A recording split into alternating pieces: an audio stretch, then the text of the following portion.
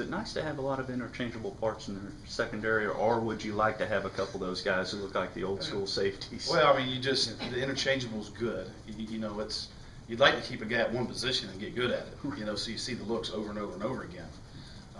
We're just not there right now. So we're having to take kids and put them in and dual teach them because we're not as deep as we need to be right now. And I credit our defensive staff for that. They've taken a Spencer Neely. He can play nose tackle and end. You know, Sean Porter's playing Sam and Mike. Jonathan Stewart can play all three. Floyd Graven's playing a little bit outside linebacker and corner.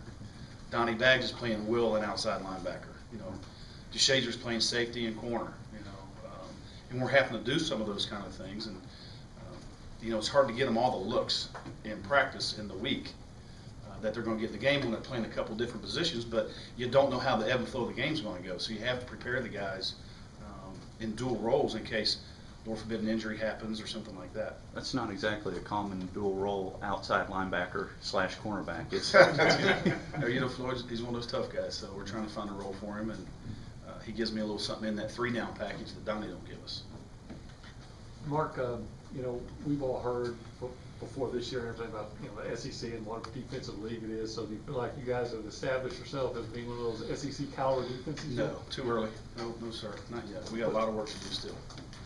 And, what do you need to work on the most? Well, I mean, you look at Saturday. I think the kids are buying in. You know, we asked them to create turnovers. We asked them to play great in the red zone. We knew they were going to move the ball some on us. You know, some of those kind of things. Don't give up the deep ball. You know.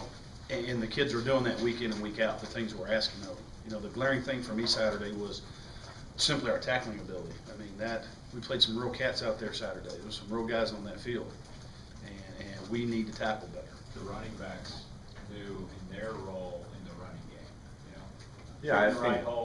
Yeah, I think they played well. All three are extremely talented, and they played well. It's just like I've told y'all, teams wanted to see if Johnny could throw it, and so they were getting numbers in the box that we couldn't block. And so the running backs did a good job fighting and battling and getting what they could. But I think Saturday, you know, his ability to throw the ball down the field kind of loosened up the run defense a little bit.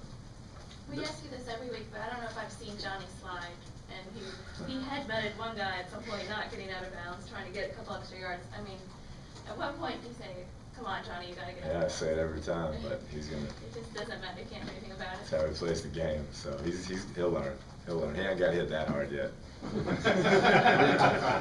There's been a big reduction in penalties lately, and some of your players said it's kind of the dread of the up-down that's helped on that front. Could you talk about that, the penalties and the up-down? Yeah, it's just something we do. After the first 2 weeks having 10 and 9 penalties, we felt like that was the real limiting factor of our offense and why we weren't playing as well as we thought we should. So we just added a consequence, and I hope it keeps working.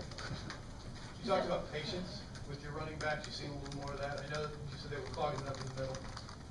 Yeah. Seen a little more patience back there? Yeah, I think so. And you know, it's for these older guys getting used to our schemes from shotgun and zone schemes as opposed to what the downhill running they've been used to most of the time. I think it's good, and so they just had to get used to what we're doing, and I think everybody will keep getting better as we go. What stands out about Ole Miss defensively? I think the big thing, they're such a young group on defense that to watch them each week, they just got better and better, and that just shows the type of coaching they have.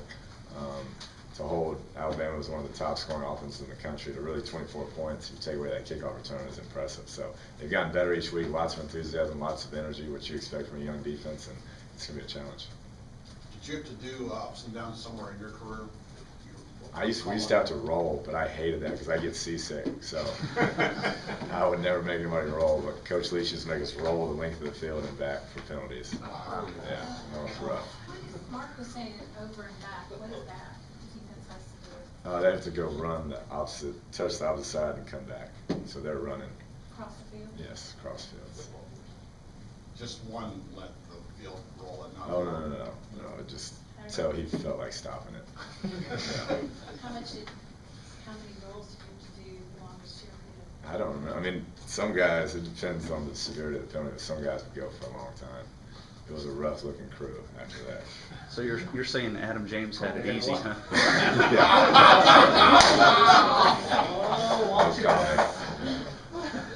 I won't touch that one.